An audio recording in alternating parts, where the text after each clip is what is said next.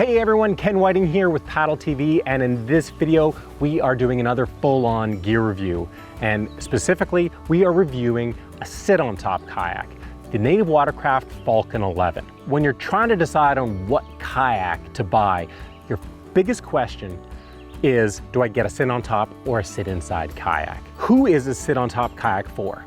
Well, a sit-on-top kayak is typically for somebody that is willing to give up some paddling performance for something else.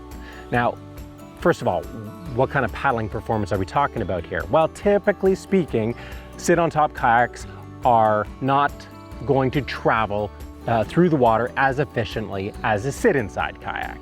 And so if you're going to give up some paddling performance with a sit-on-top kayak, what do you gain? One of the things you can gain is stability.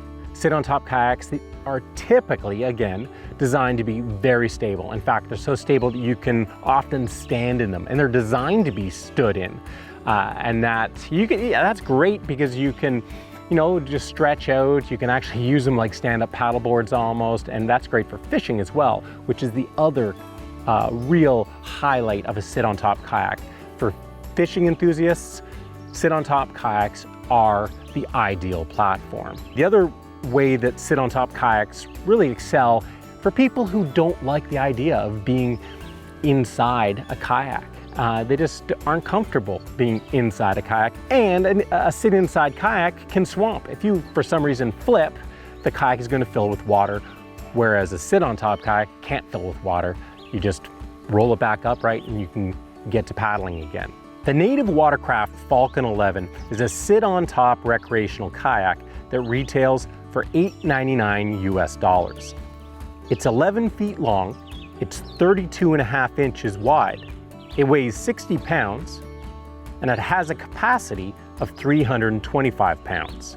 Its primary use is calm water and fishing. The Falcon 11 has solid handles, bow and stern, and at both sides. It has a front hatch to access the inside of the boat, adjustable foot braces. It has a center console for storage, and for anglers, it's designed to support a fish finder because it holds a battery and it has transducer scupper access. It has stand-up traction pads, scupper plugs, a frame seat that can be used in a high or low position.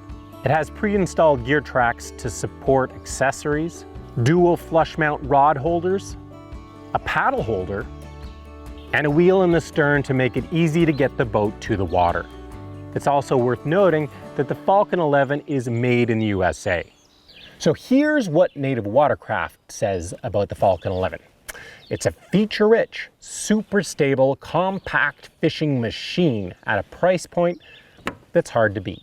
My first impression of this thing is that it's got some great features for a boat at that $899 price point. Now, that's what I consider the start of the mid-range kayaks. This has got some great features. It looks like a solid boat. One feature I didn't mention is the color. I mean, for me, I think this is a really cool colored boat. Some people, they might call it electric booger or something. They may not like it, but for me, I like it, but that's not going to sway my decision. What I'm interested in is, how does this thing paddle, and what kind of bang for the buck do you get with this fella? So let's get it on the water and find out.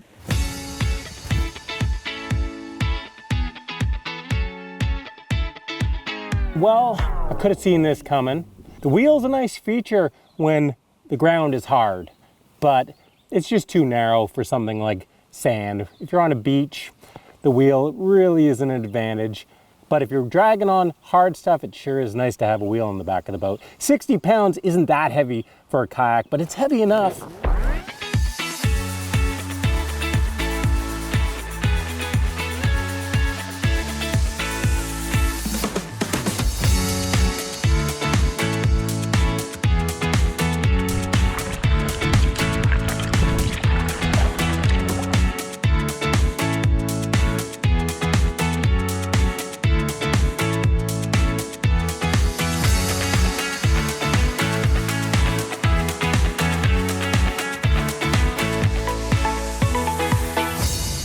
This is my favorite part of the testing process.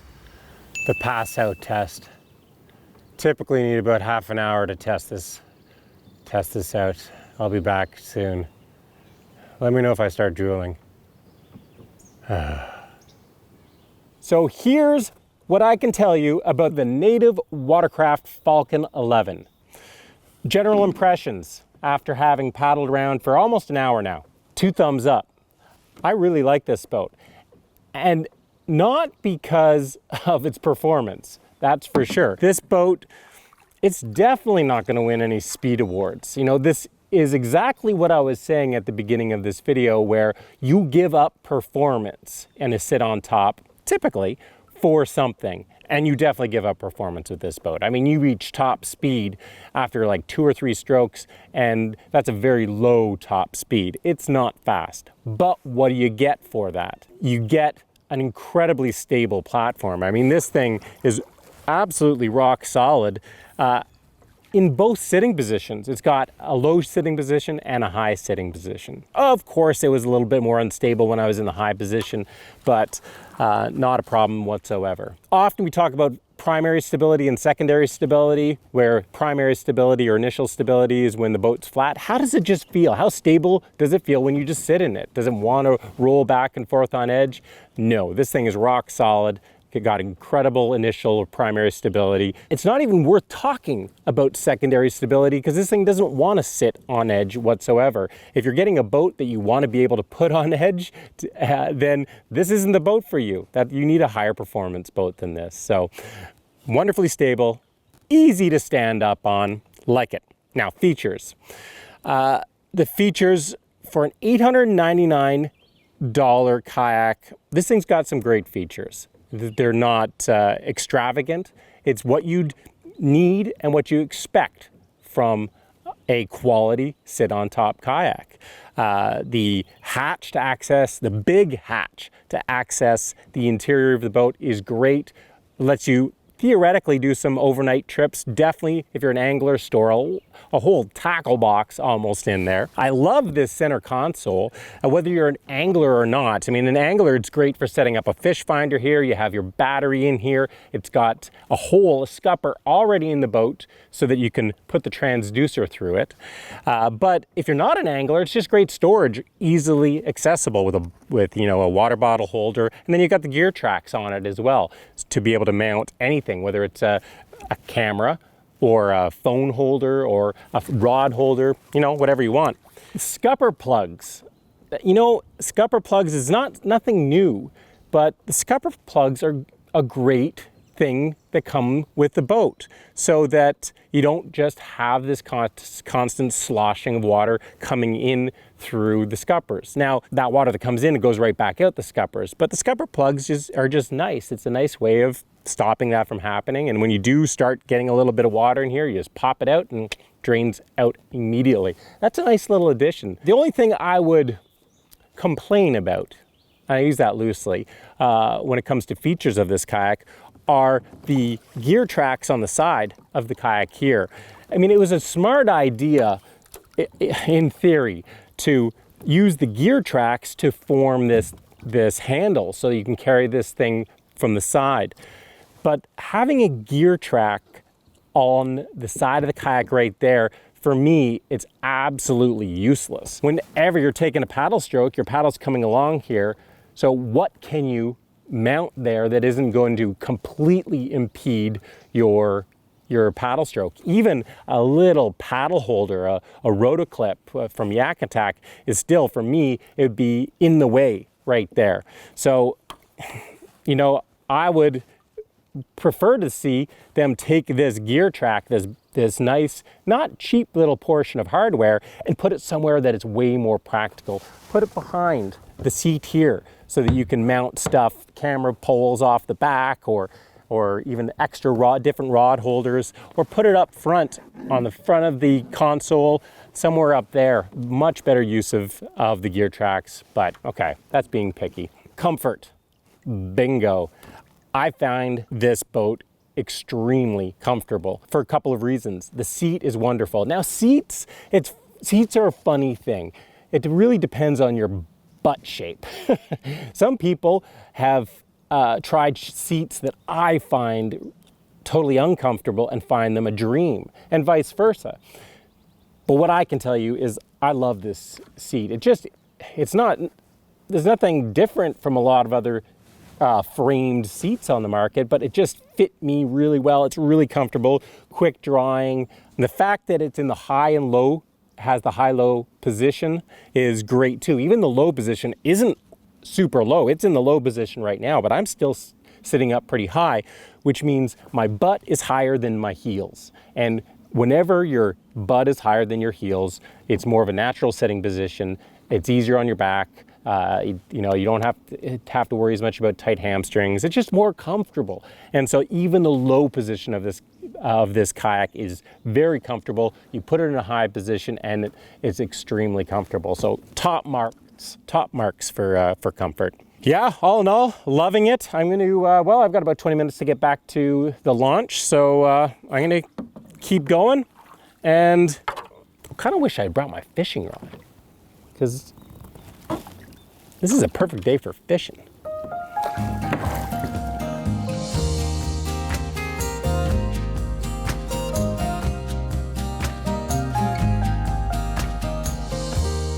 There we have it.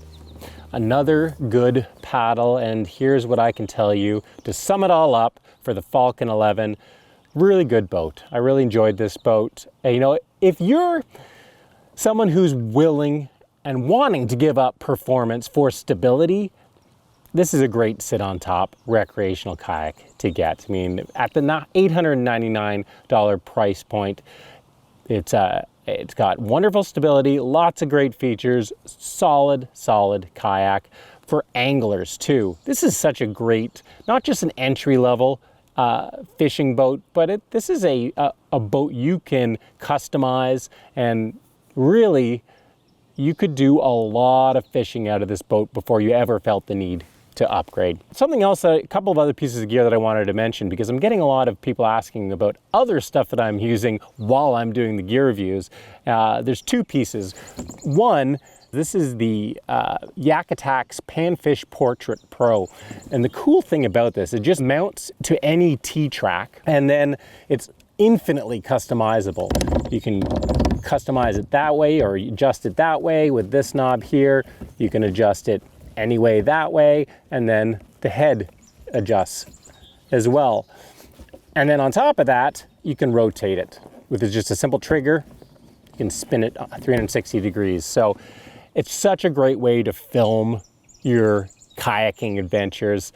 I'm actually going to be doing a full video in the near future about camera setups for kayaks, because not just there's a variety of these mounts to choose from, but also where do you set it up? And so stay tuned for that one. The other piece of gear that's worth mentioning is the Aquabound Tango Carbon two-piece paddle that I've got here. Now, this isn't a paddle that I'm testing for the first time.